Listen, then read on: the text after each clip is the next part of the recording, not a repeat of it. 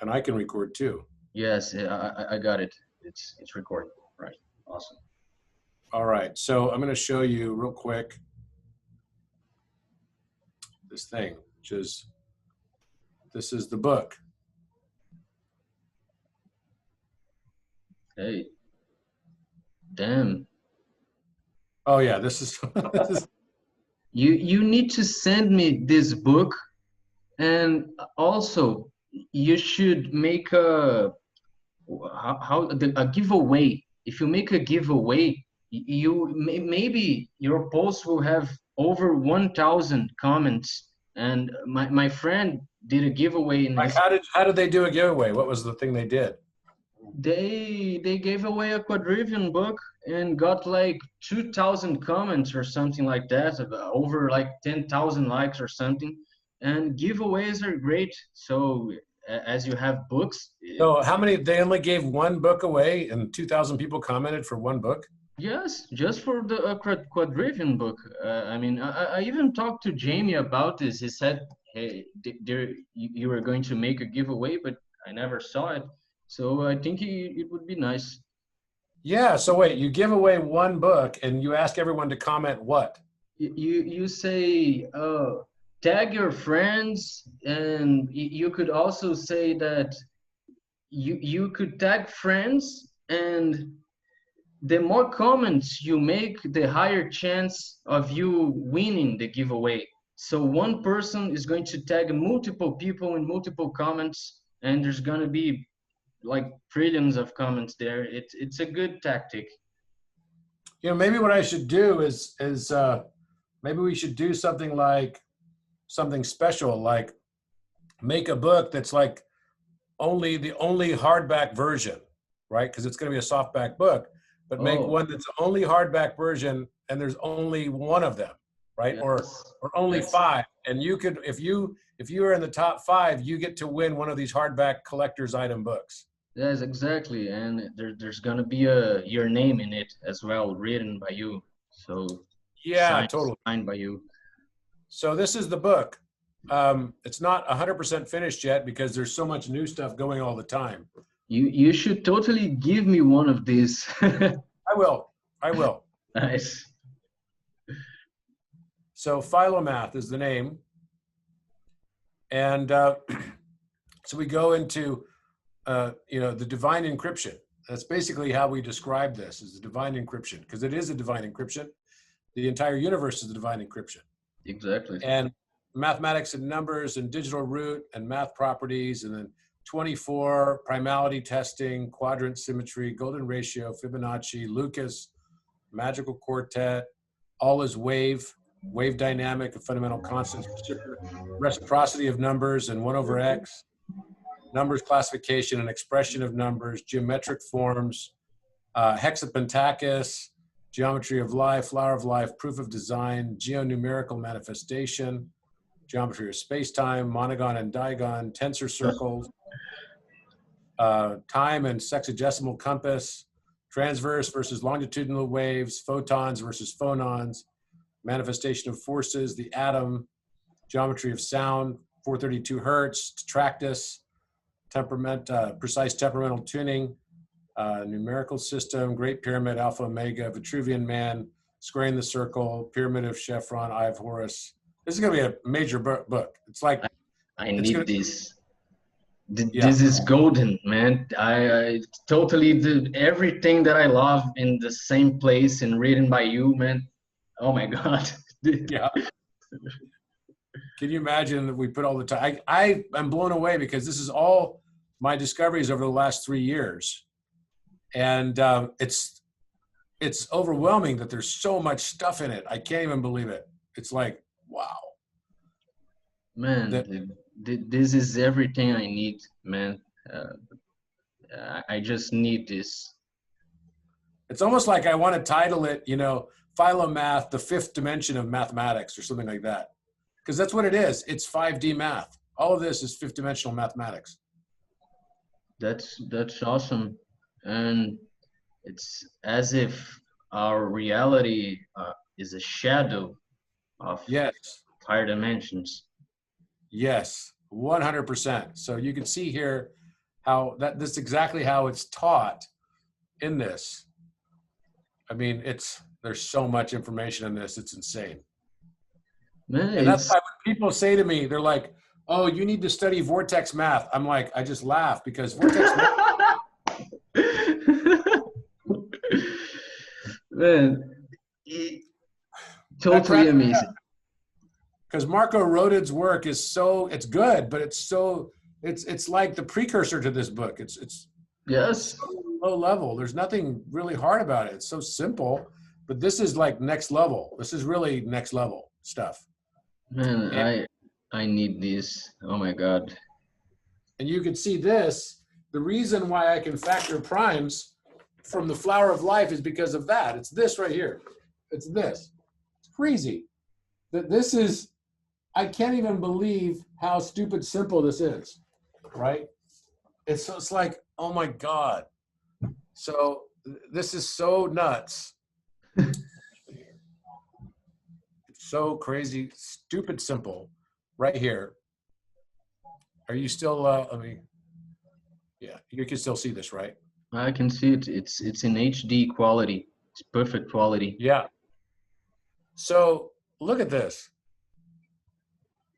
No one knew that the connection between, so like MIT, there was an article in Quanta magazine that came out about a year ago that said, we believe there is an entanglement between the sum of two integers, the addition of two integers, and the product of two integers.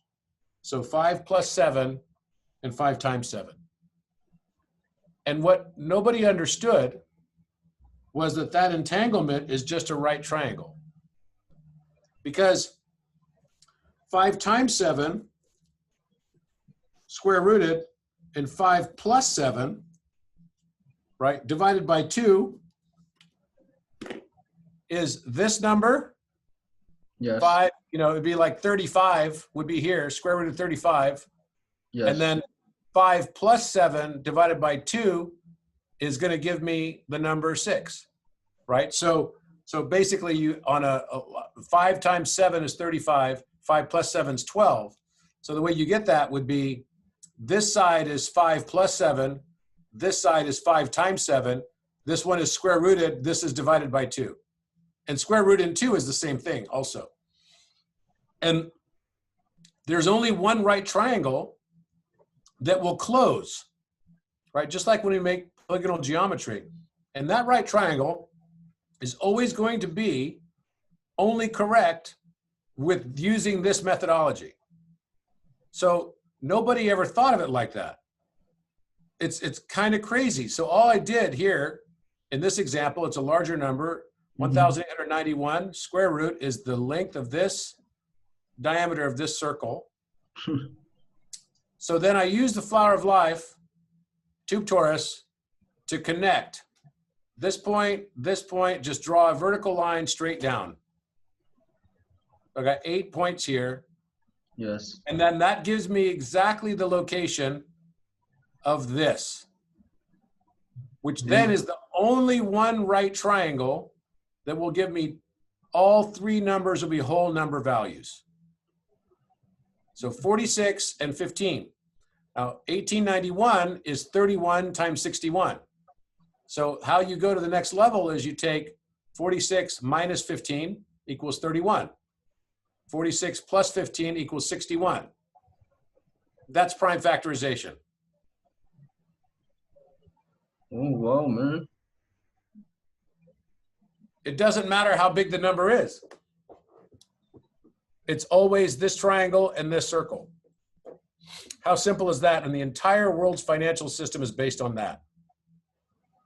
It's good that you say this because many people don't understand what this is all about. And this is actually ruling even money. So it's absolutely. Yeah, it cracks me up when I have people that write on my page. They'll be like, what is, what a waste of time. What does all this mean to the world that you do this kind of math stuff? It's just like mental masturbation type thing. It's like you're trying to justify the fact that you never studied anything in school.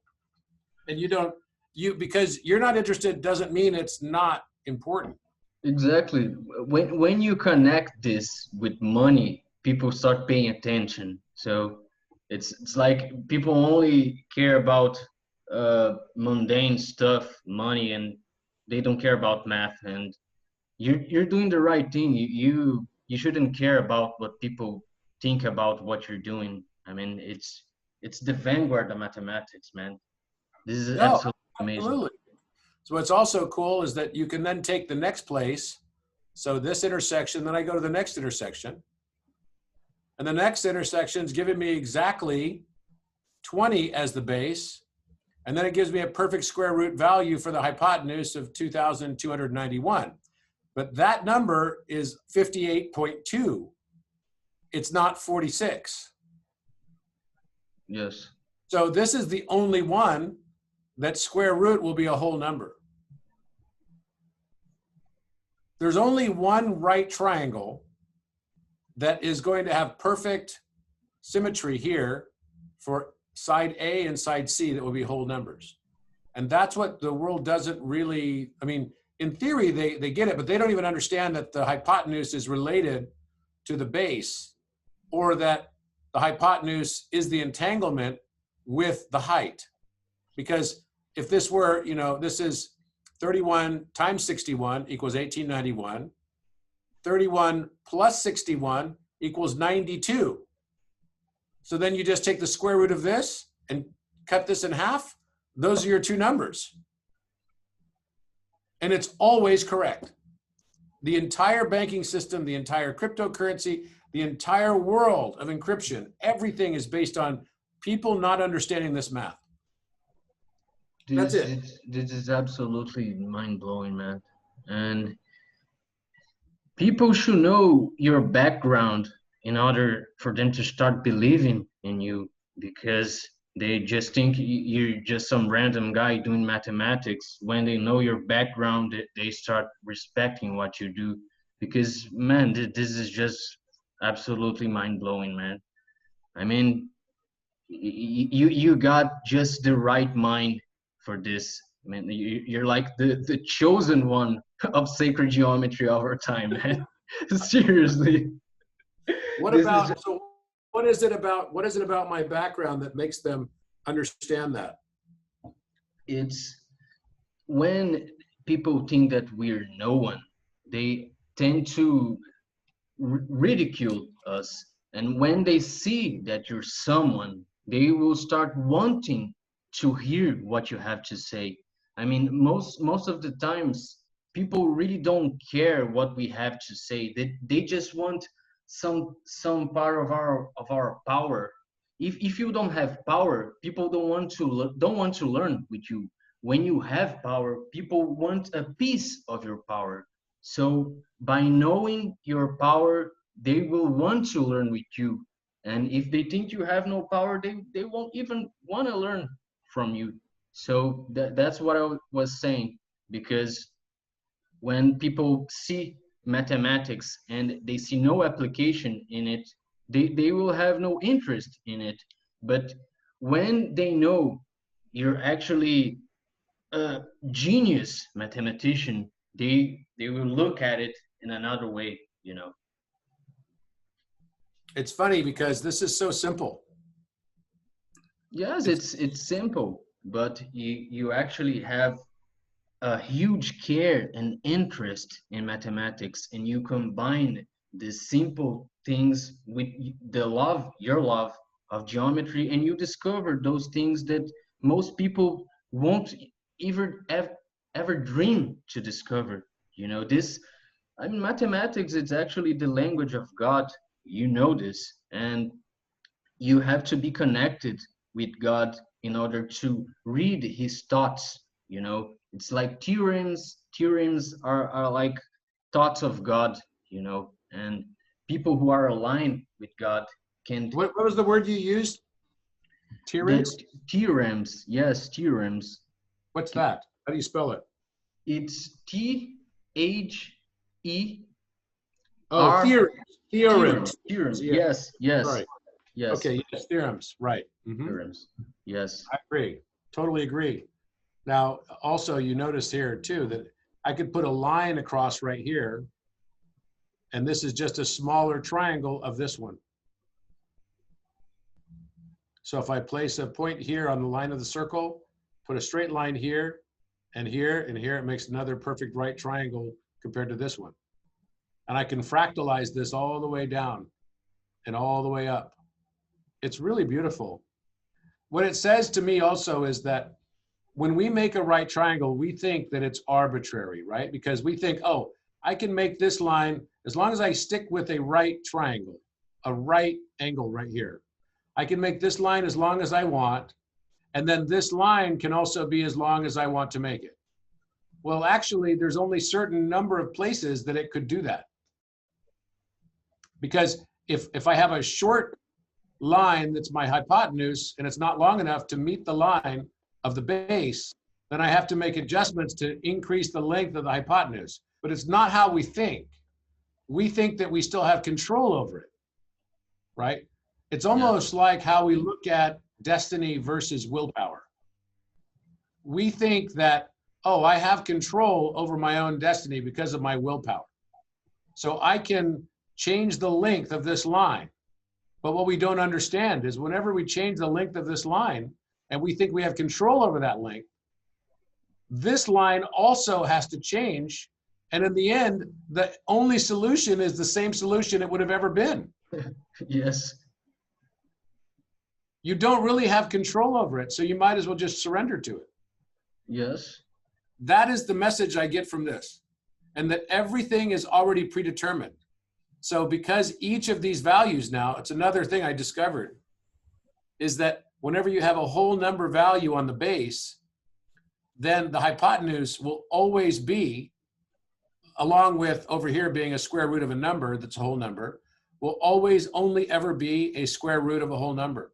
So the exact value when I have 30 as my base, the square root of 1891 here, will be the square root of 2,791, exactly, infinitely.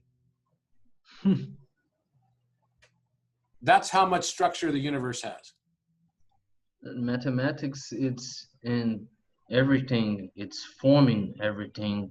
It's in the waves. It's in electromagnetism, and actually reality is completely electromagnetic. We live in an electric universe, and mathematical formulas actually describe the dynamics of electromagnetism, the structures in matter. So it's not just some random coincidence that mathematical formulas actually describe reality. I mean, how can you take the golden ratio and plot in a graph, in a digital graph, and you can reproduce patterns that are in nature with just a mathematical constant? This cannot be some kind of coincidence, and people cannot understand this. They think, hey, but this number is arbitrary. I mean, how can this golden ratio be in nature? Well, my friend, just explain to me how come when you take this number and plot in a graph, it will reproduce the exact patterns that are in nature. So to me, this is enough proof to know that all of reality is composed by mathematics. And let me show you something that whenever they say numbers are arbitrary, just look up Benford's law. yes, we were talking about this the last time in our last talk. Absolutely. This proves it right here. Exactly. That there's no such thing as randomness, first of all. Secondly, the distribution. So if you just take a newspaper and you find every reference to numbers in 1 million newspapers, and then you add up the number of times the number 1 shows up, the number 2 shows up as the first number of any reference to numbers, there will be a standard distribution of how often those will show up. And it's exactly this. 30.1% will be the number 1. The number 2 will show up 17.5%. And it goes down just like this. And it's exactly a distribution that's a logarithm of our base 9 system. Exactly. And this is actually in everything, in all languages. It doesn't matter which language. I mean, word frequency follows this same law. It's amazing. It's just simply impossible to escape this. No, that's right. But, you know, because no one ever did the research on what the second digit is, right? What I want to do now is look to see what happens because of the knowledge I have of where there are new number positions missing, right? At 3.66, right? Which was related to root 3, and then 6.33. At those two values, I want to see what happens in that distribution. We start looking at the second number as well. Yes. Which I think is going to be very interesting. Absolutely. But I haven't had time to do that research yet because, you know, I've been quite busy. But writing a book, which you've just seen. So I'm going to follow your advice. And when we launch the book, I want to launch it together in the way that you just said. And I'll make several copies and I'll do like a giveaway for these collector's editions. Yes, it's an awesome idea. Right? With a piece of art, they'll go with it too. Oh, that will awesome. be original. So then we'll make it like really, you know, people very, very interested. Your artworks, which are available for print on your site, I mean, which resolution it is? Because I really want to put your It's the art. highest resolution. So in fact, you can't see it on the screen that way, but when you buy it, it is absolutely the highest resolution possible, right? So I want that. This is new right here. This just went last night. Okay, this is a brand new page that has, you can purchase, these are available for purchase. Oh, I'm gonna buy it. And do you have this circular arithmetic with the Metatron's cube and the dodecahedron art? I want this. Yeah, I do. But you can see this is like the display on the page is not as high res as it will be when you see it, but it's still pretty good, right? Because this is like their store page, the store page type of thing. But it's very, very high res, and you can buy these, you know, with whatever frames or whatever. You can see it's quite high res. Is it high res for you? I cannot see it here. Oh, okay. Sorry. I forgot. There we go. You see that? Yeah, totally high res. Totally. Yeah. So this is my new page that just went in yesterday. Actually, it went up last night, and these are all available for purchase. Oh, awesome. So can I purchase even living in Brazil? Yes. Yeah. Oh, all right. Nice. Yeah. So you see this, the Kabbalah thing, because I've had so many requests for it, right? So I finally did it, but like this. Awesome. So yeah, it's definitely it's a very high res. It's the highest high res you can have. I need those. Like 9,000 bits. Each one was very large. It's gonna be awesome to have one here in my room, and every time I make a live video, people are gonna see your artwork here. Yeah, that's cool. So, yeah, I mean, there's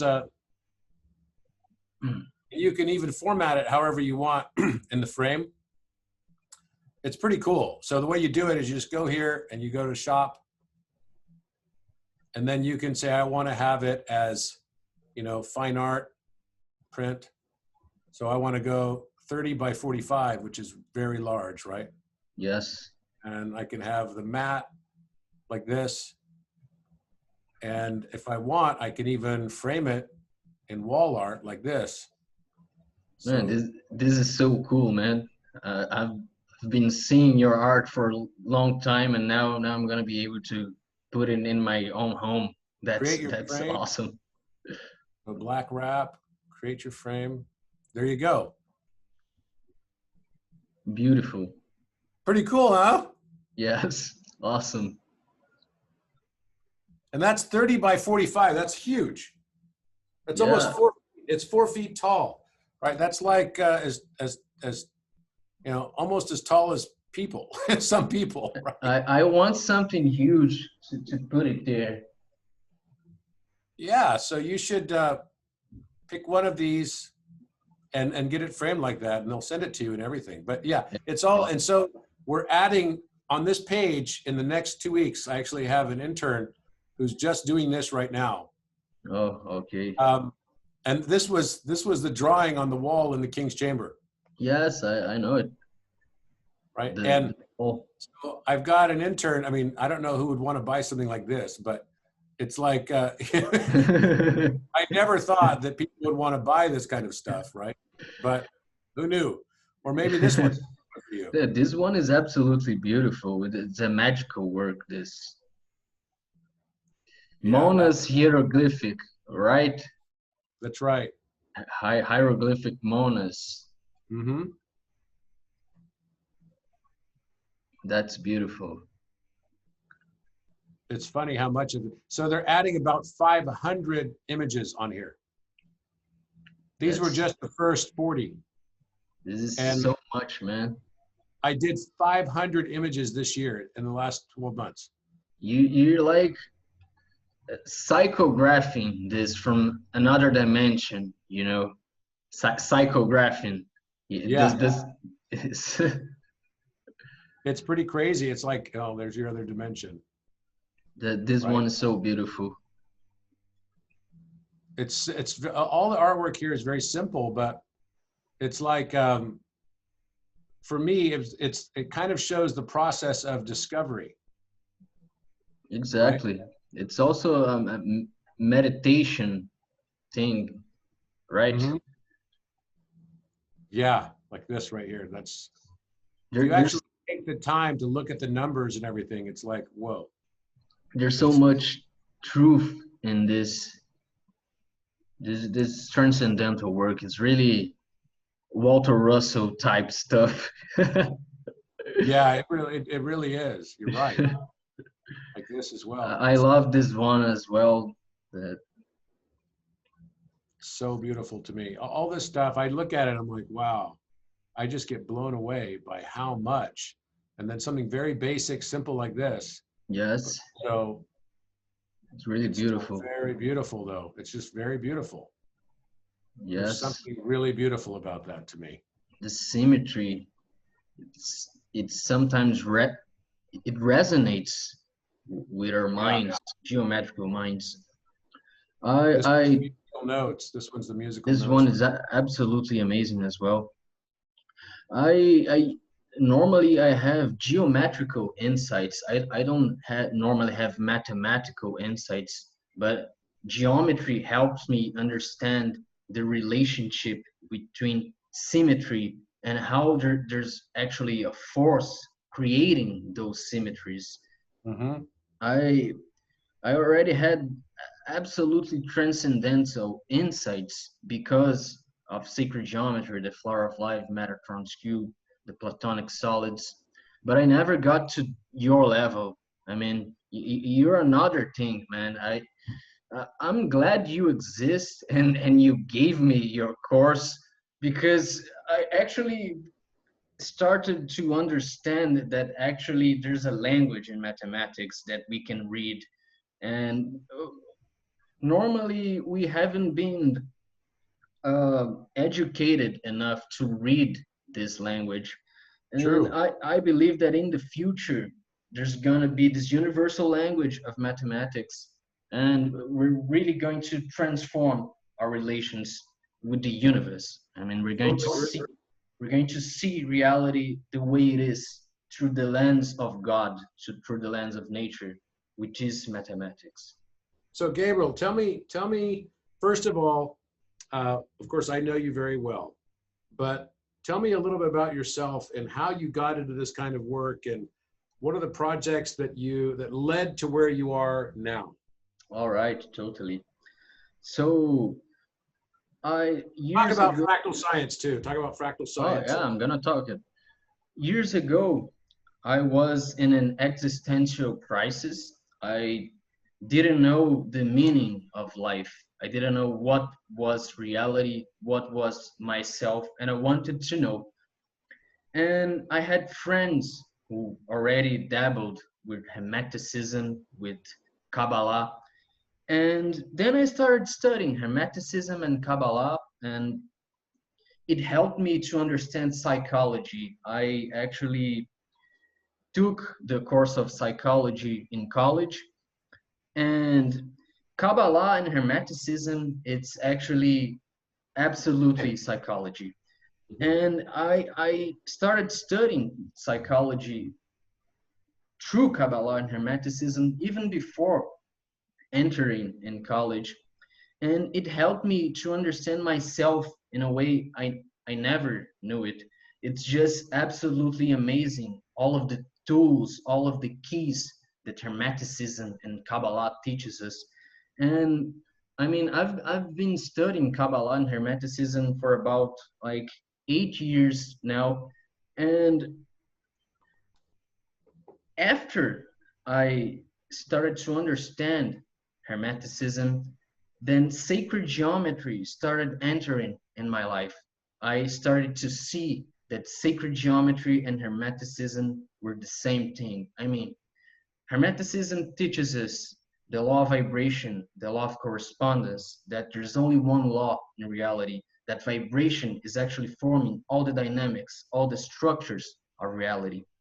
And cymatics is a science that absolutely brings Hermeticism and sacred geometry to just only one science. You can see the vibration creating the geometry.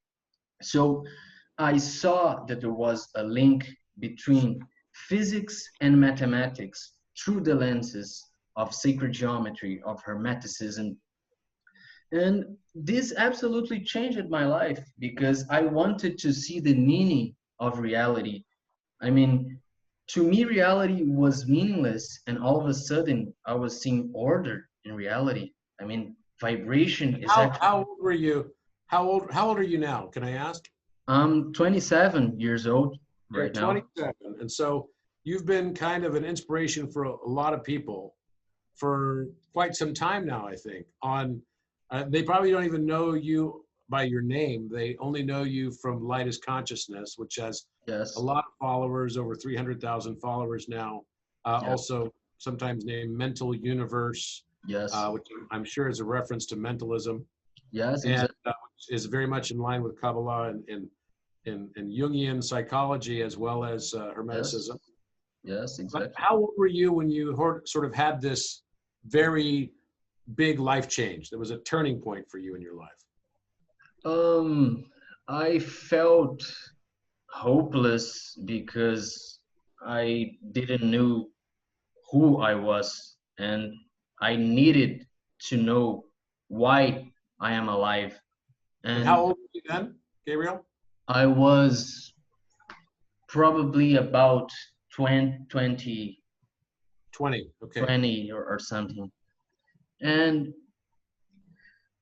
Hermeticism and Kabbalah not only gave me meaning, but helped me to understand everything better. I mean, my capacity of analysis of everything, of all phenomena, became heightened. I mean, it's like knowing the principles of reality, the basic principles of reality, turns all of analysis more efficient. I mean, you can perceive pattern in a greater way when you understand sacred geometry, when you understand Hermeticism. And your course was a blessing, absolutely blessing in my life, because I was actually just seeing the geometry, and through your course, I started to notice the language of mathematics, which it's really important, the arithmetic part, which is also the part which most people find difficult, but through your course, it's really simple. I mean, you don't have to make no sort of calculation. Just listen to you talking. It enlightens our mind about the constants in nature that are actually forming all of reality through vibration.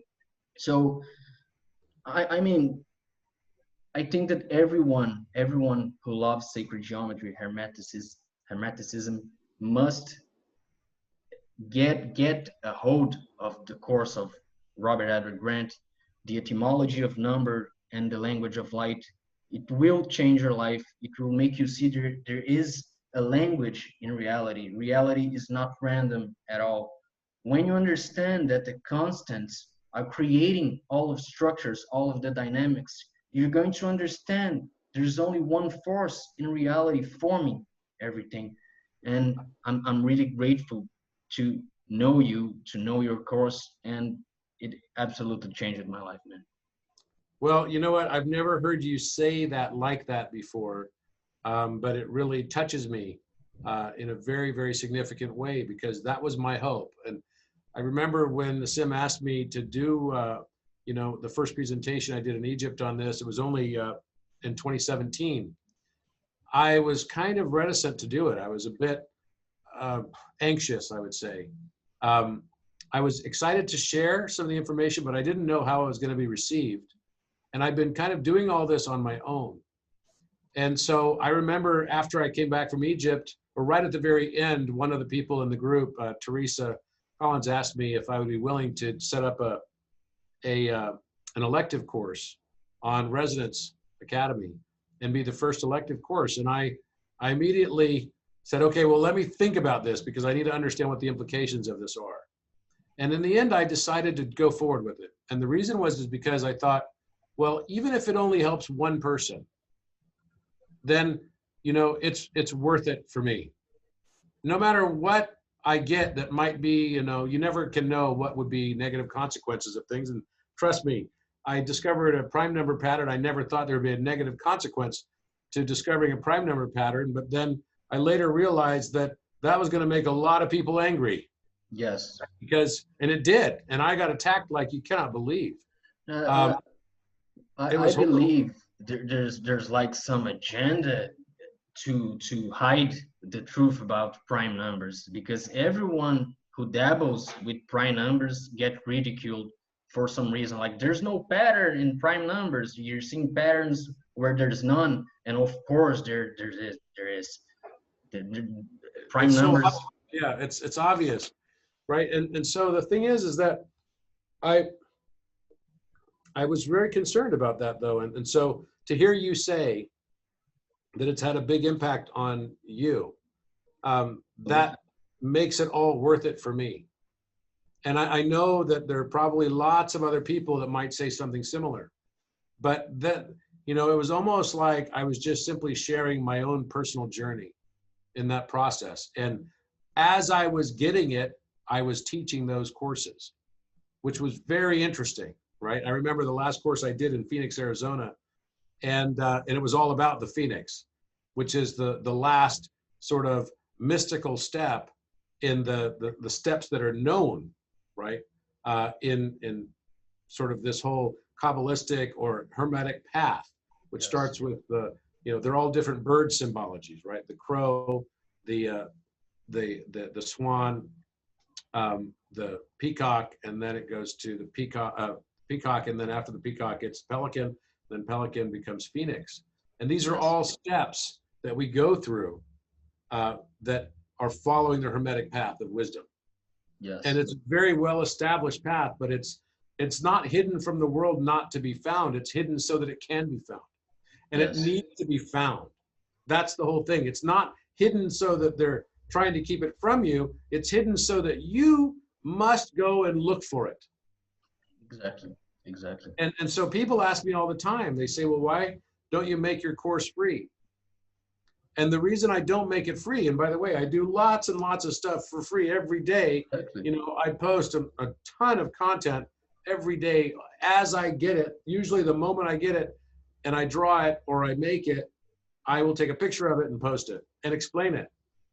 And I do all that for free, but there's a reason why I didn't do those courses for free. And it is exactly that only initiates, only people that really are searching this out should be the people viewing it. Yes. Because it should not be, you know, the lips of wisdom are sealed, right? Only those that have ears that hear. The lips of wisdom are closed except to the ears of understanding. Exactly right. The lips of wisdom are closed except to those with the ears or of understanding. And that is so true. I can't reiterate that enough. And only people that are willing, there needs to be some energetic exchange. Yes. Energetic exchange has to be, I'm willing to learn and surrender. and I'm willing to subjugate my will to this new course because I believe there's something, both interesting, exciting, intriguing inside, but I don't know what it is, right? You Yes. should be a little conflicted with desire to know what's inside, and on the other side of it, maybe fear of what it might be, right? Those are very normal feelings that you would have in entering this kind of wisdom work. But for me to hear that from you is very touching to me. So thank you for saying that. I have already watched your course multiple times, man. Really? You don't know. It's I have to rewatch it again and again. It's like you have to keep watching for the rest of your life because it's just information that you keep absorbing conform you rewatch it. It's like the Emerald Tablets or the Kybalion for me, right? Yeah, Where I listen to it, and sometimes I listen to it and I recognize the words, and then sometimes I don't even recognize the words, like it's a completely new thing. yes. Like I've never heard it before. And I'm like, wait, how? I've listened to this 50 times. How in the heck? But it's like layers of an onion. Layers of consciousness are layers of an onion, right? Where you just peel one back and you can't understand the subsequent layers. So certain things I have to do now that I have more understanding, I have to go back and listen to it again to get totally new things. Exactly. And I think every time that there is a source communication that occurs and takes place, that is one of the characteristics of it, that this communication is in multiple dimensions and it is meant to be experienced through multiple sensory experiences too. So it's really important. If there's one thing I would say to everybody, right, but beyond learning to love yourself and stop judging anyone else, right, and stop judging yourself, it would be to start drawing geometry. It's not good enough just to see it on a screen or to appreciate someone else's work. There is a doorway, a portal that opens of understanding when you just pick up this compass and a ruler, right? Compass and straight edge and a pencil and an eraser, which I have a very simple one here, which is a new one I just got, by the way, pretty cool. And these are erasers too, for those of you that want to know, right? These are great erasers. It's fantastic. It's like a pen, it's like a pencil, and it's made by Faber-Castell, which is one of my favorite companies for this type of stuff. But the point is that when you draw yourself, you enter a new portal of awareness. And I've tried, even with Alan Green, I love Alan to death, but he's so stuck on using computer, and I just don't get the same value when I use computer. Yeah, that's when you write with your hand, you're fixating the geometry and the ideas in your mind way more deeper than doing through digital work. And it's like when you start drawing the geometry, it's as you're integrating the dimension which you're drawing within your consciousness, and this will help to change your brain and probably change your DNA as well, because if you're changing your brain, you're changing your biochemistry. So certainly drawing geometry will alter our consciousness. It No truly doubt. does. And it's funny because people ask me all the time, like, oh, this would be so awesome. The two comments I get the most, I'm sure you hear this too, is, oh, you should take your drawings and make them into three-dimensional renderings on CAD, which I do sometimes. Mm-hmm. And you should take those drawings and just consistently make it only on computer. Like they think somehow I don't know how to use computer. It's really funny, even though I have a lot of posts where I do use my computer. But and then I write back and I say, well, I use the hand drawing for a reason, because it's part of expanding consciousness. Exactly. And most people that have never done it just don't understand that, and they don't even care to try. It's really interesting. But one of the things that I did learn also recently was with Raphael. Araujo is an amazing artist, Yes. a great person and great friend. He is a master in perspective drawing. And Absolutely. learning how to draw in perspective is another level of consciousness in and of itself. Being Absolutely. able to draw in multi-dimensions is very difficult to do. And when you learn how to do it, you're really, truly recreating the world around you. In the same way, you know, it's funny, in the Bible, it talks about God making Adam out of clay, right? Yes. And in Kabbalah, this is called a golem. And I didn't even know that. I had no clue what this was. And I posted this picture of the man that I'm sculpting right now, which I call the Yes. water bear, on Facebook. And people started posting and saying, golem, golem, golem. And I was like, what's a golem? So I look up golem. And it talks about how this is a Jewish Kabbalah mystic rite done by rabbis to bring them closer to source, bring them closer to God. Yes. And so I remember thinking while I was sculpting this man, I did remember, oh, I wonder if this is what it's like for like a creator to sculpt man. Yes. And then he breathed life into its nostrils, right, and made it come to life. Well, in a way, then, if Adam was a golem, then all of us are golems, right? All of us are clay figures, right, made of the Yes. dust of the earth. But then there's something very, very magical when the golem starts to make a golem of the creator. It's a fractal, And a it closes, mirror. it's like the loop closes. It's a circuit. Yes, I believe that evolution somehow it's going to this way. We are creatures and we are creators as well.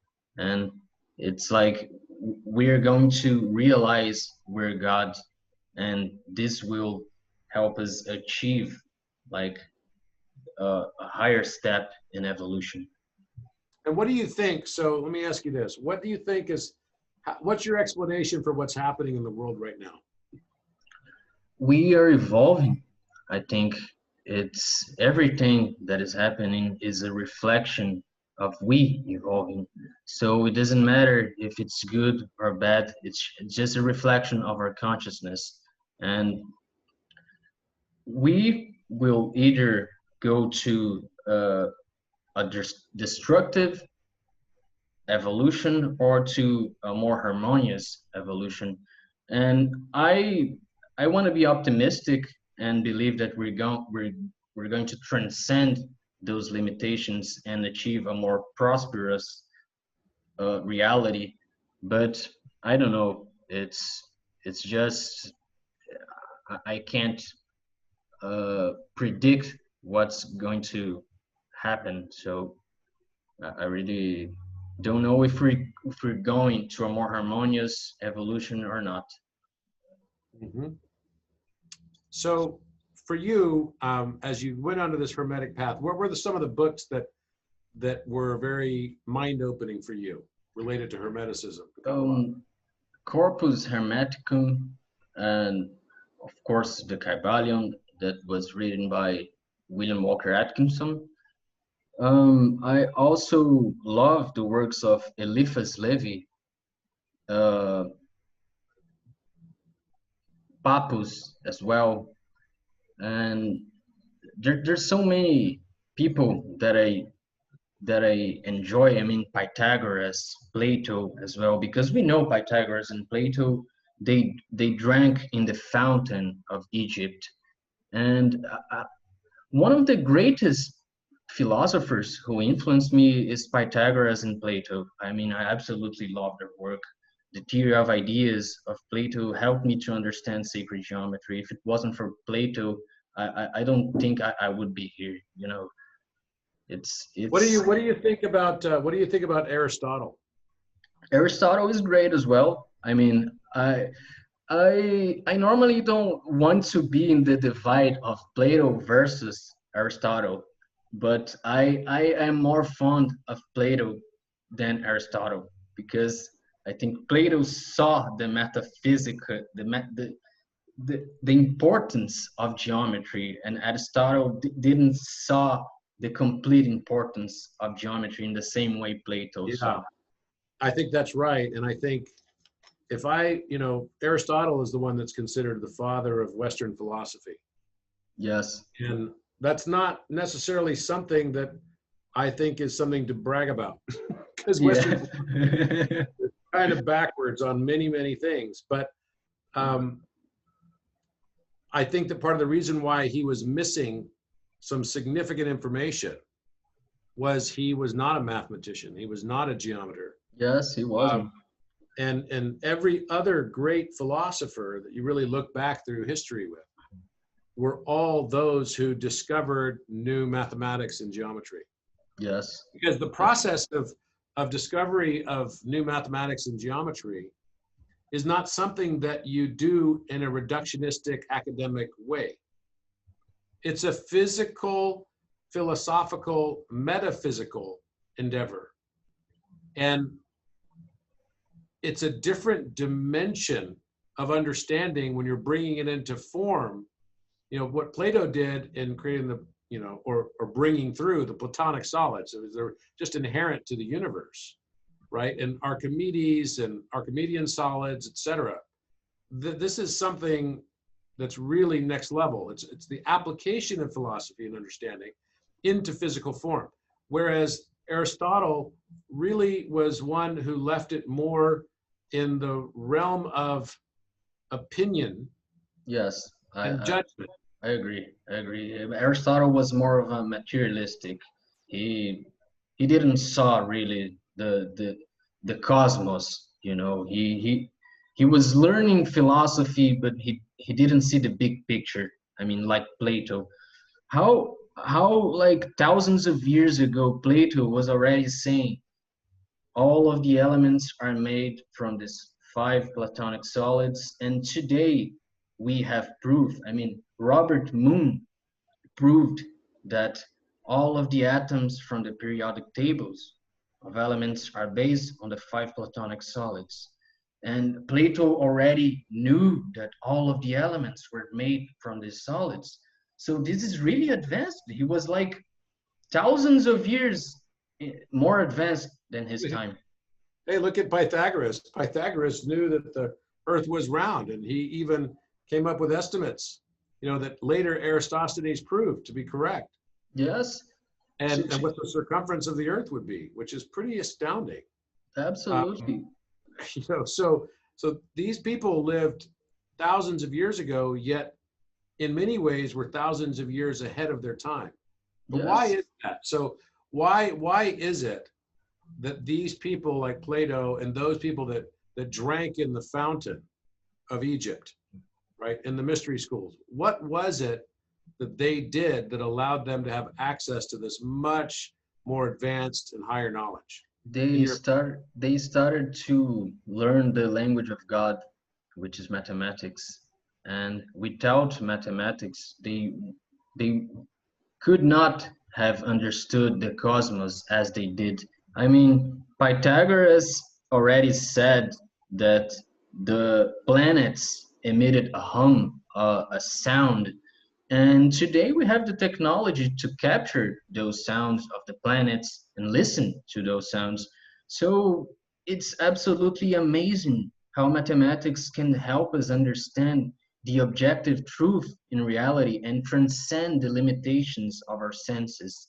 Many people are actually lost in relativistic worldviews and cannot understand the absolute, the unchanging aspect of reality, which is geometry itself. Mathematics is the unchangeable. It will never change because all that exists, atoms, galaxies, solar systems, the DNA, they're all based in mathematics. So mathematics wasn't created. We discovered mathematics. You can say that we created the symbols, the algorithms, but the proportion is in reality. I mean, reality is geometrical. We did not draw the geometry of flowers. We did not draw the geometry of molecules. We just discovered. So we cannot argue against geometry and mathematics. It's just how reality it is. So let me ask you this. This is Do you think that Plato would have considered himself, or do you think he would have called himself a mathematician? Yes, I think, because I mean, he was in love with mathematics and with geometry, and the theory of idea, his theory of ideas was based in mathematics and geometry. He used to say that there are two types of thinking: the opinion, which is doxa, and episteme, which is truth. And to him, episteme, which is truth itself, can only be learned through reason. And to understand reason, we need to understand geometry. It's like the allegory of the cave. It says that there are people stuck inside a cave, and they're watching shadows on the walls. And there's a guy who breaks free from this cave, and he sees that there's a real world. And the episteme is the sun and the real world, and doxa is actually the shadows inside the cave, the opinions. So to understand truth, we need to understand mathematics. Otherwise, we can understand the logos, the order behind everything, the logic. I certainly believe that logic is in everything, in atoms, in galaxies, in solar systems. And we are logical because logic exists in reality. And logic, it's actually what orders reality, what creates reality. There couldn't be any evolution if reality wasn't logical. And this logic is based on laws of mathematics and geometry. So, you know, it's interesting. I think in the context you just said it, I agree with you that, you know, he would say he's a lover of geometry and a lover of this language that you're talking about, of the universe. Yes. Yes. But even myself, you know, I don't consider myself a mathematician. I've published many papers now in mathematics and made some discoveries of what the universe's nature is. But I don't consider myself a mathematician as much as I consider myself a human being who's learning the language of the universe I live in. And I think at the end of the day, that's also a major distinction, because any one of these philosophers were first and foremost just curious people who had earnest and true desires. They, if you focus only in one area of study, then in that one area of study, you will hit a dead end of learning more of that study. And I think what was interesting about Plato is that he wasn't just a mathematician who only saw mathematics and could not see other, or could not empathize with other viewpoints or perspectives. He understood mathematics at a transcendental level that allowed him to use it to perceive other perspectives. Exactly. And have empathy for other perspectives. Exactly. So he is a polymath. He's someone who is, you know, expert in many different fields and can use frameworks, right? And I think one of the things that is really unique about the philosophers, all the ones that I cover in the courses as well, is that they found this unique way to combine the logos of the brain with the pathos of the heart. Yes. And I think that is what really brings the philosophy to life, right? Exactly. That combination, and that's the beauty, you know, geometry is the nexus between mathematics and music. The center point of it is right there. So what is it about geometry that you think enables people to experience this heart-brain, logos, pathos consciousness? I believe that when we understand that geometry is the language of nature, you start understanding that there's only one law in reality. There's only one phenomena in reality. I mean, you can see symmetries in the micro scales, in the macro scales. And so when you understand there's only one law, you start having more empathy because you understand unity. You understand there's only one reality, only one mind. So geometry helps us understand the unity of reality. And so we become more our empathy gets more heightened, you understand. So geometry is actually the science of unity. When you understand unity, you start perceiving reality in a more harmonious way, because geometry help us see beauty, and beauty help us see harmony. And when we see harmony, when we feel harmony, we start acting in a harmonious way as well. Now, you mentioned that Hermeticism and Kabbalah to you are really just forms of psychology, Yes. or almost like disciplines within the study of psychology. Can you expand on that, please? All right. So Hermeticism, the law of vibration, and the law of mentalism, they actually together combined, the law of vibration and the law of mentalism helps us assume responsibility for our actions. So to me, it is a key component of psychology. We can understand our own polarities, our own rhythms, our own cycles, and we can change the rhythms and polarities and cycles through our own willpower. It's like it's the science of magic, the science of influencing the material world through our own willpower.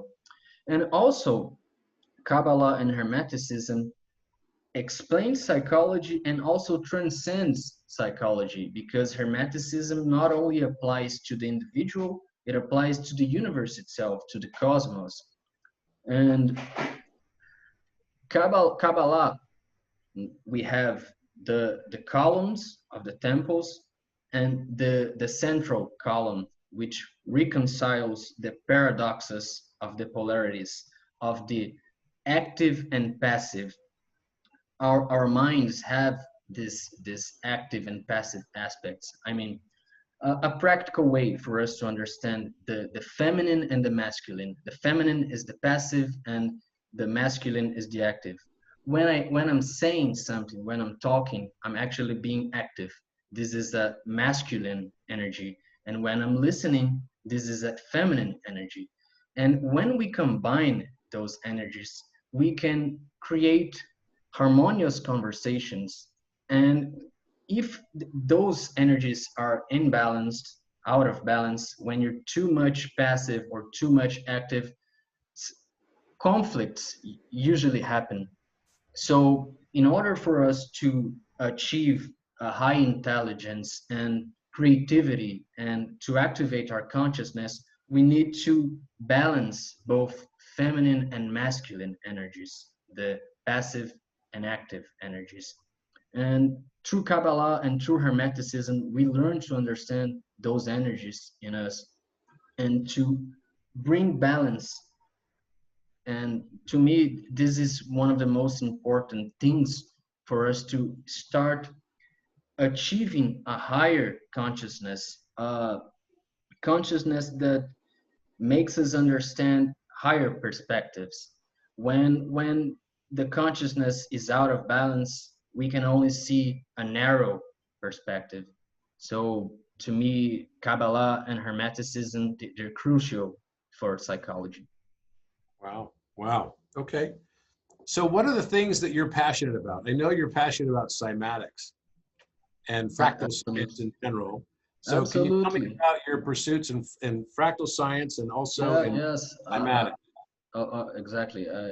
So I love fractals so much that I have created an institute here in Brazil called Fractal Science Institute with my friend Tiago Braga, who is the creator of the page Geometria Sagrada, which means sacred geometry. It's just sacred geometry in Portuguese. He's a great guy. I've never met him. I'd really love to, if you could arrange that we should have a conference call together. Yes, Really you guys should totally meet, man.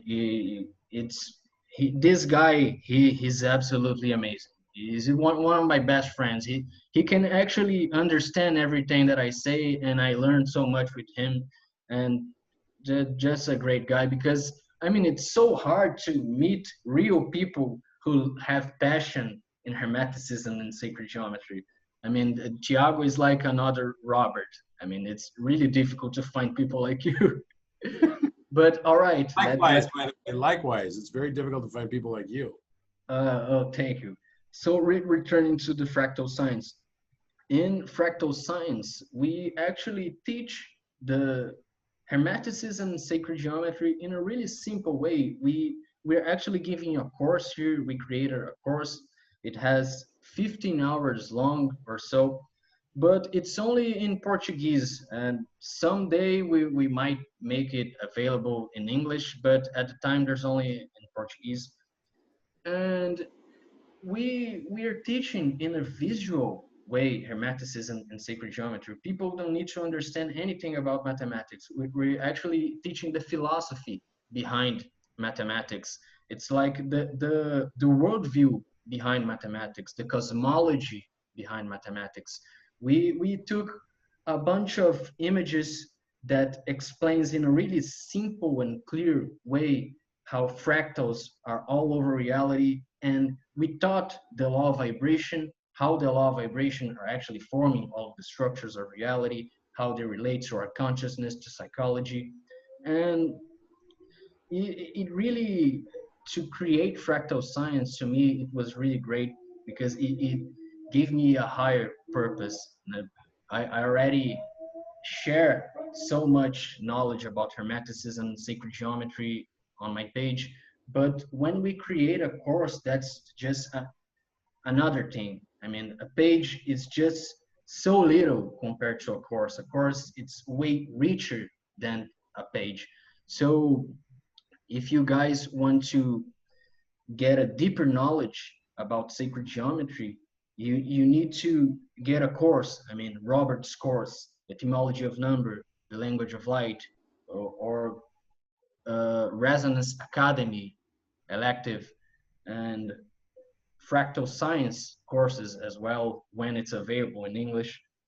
And I think that we're making an amazing work, and I'm excited to translate this work as well to English, and so the entire world is going to be able to get to know our work as well.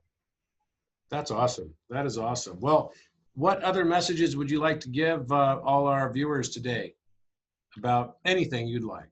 Oh, all right. I'm gonna give you a similar message to the one I gave you the last time we talked about, that I talked about love. Let me see here. I thought I was. Oh, where is my? Okay, all right. So I saw many conflicts in my life, like in our page. There's so much people following us that we get to see so much hate, so much unnecessary fights, and I mean over useless things. Mm-hmm. I believe we should start focusing on non-violent communication. When we start loving ourselves, accepting ourselves, we stop manifesting conflicts in our lives over unnecessary things. It is better for us to live a life of harmony, true love, instead of just projecting hate towards other people. We should transcend the duality and understand unity, true love, because I really believe that the meaning of life is related to love, because love brings people together. I believe that there exists a universal law of connection that enables us to evolve. I mean, from the atoms to galaxies, the principle of connection is helping all of reality to evolve. If it wasn't the principle of attraction in the atoms, that it's only possible because of light, light in the atoms makes them bond together and connect. And life can only exist because of this principle of connection. So evolution in all of reality can only happen when the law of connection is present, and love is the manifestation of this law of connection in our lives. When we distance ourselves from love, we don't manifest this law of connection, and we start getting powerless. The more love we have in our life, the more power we have, the more potential we have.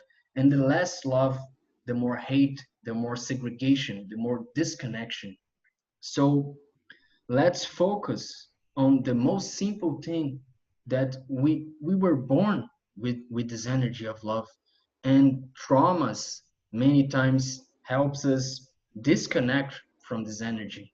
So let's love ourselves, because love is the only emotion that will help us heal our traumas and connect again and become one with reality, and understand there's only one mind, there's only one love, there's only one purpose. And this is not just some hippie talk. We were born knowing this, but somehow the traumas of this life made us forget this. And I just want people to remember this, that love is the most important thing in our lives. You know, on that, I could not agree more. And love is actually the gravity that connects us all. So Yes. I want to thank you, Gabriel. You're such Thank a you so great much. guy. I'm so grateful that we work together to share this kind of information and knowledge, and that I'm able to work with someone who has such a big heart like you do, and a big brain too.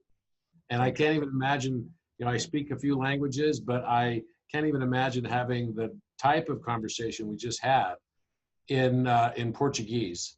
So thank you for doing this with us in English today. And you did a fantastic job. So thanks very much, and have a wonderful day. I look forward to seeing you again very soon. You too, Robert. That was an amazing conversation. I'm absolutely grateful for you in my life. You helped me to understand the meaning of gratefulness in a way that I'm absolutely grateful. Thank you Well, so much, Robert. thank you, my friend. I see you soon, okay? Awesome. All the best. Bye-bye. Sure.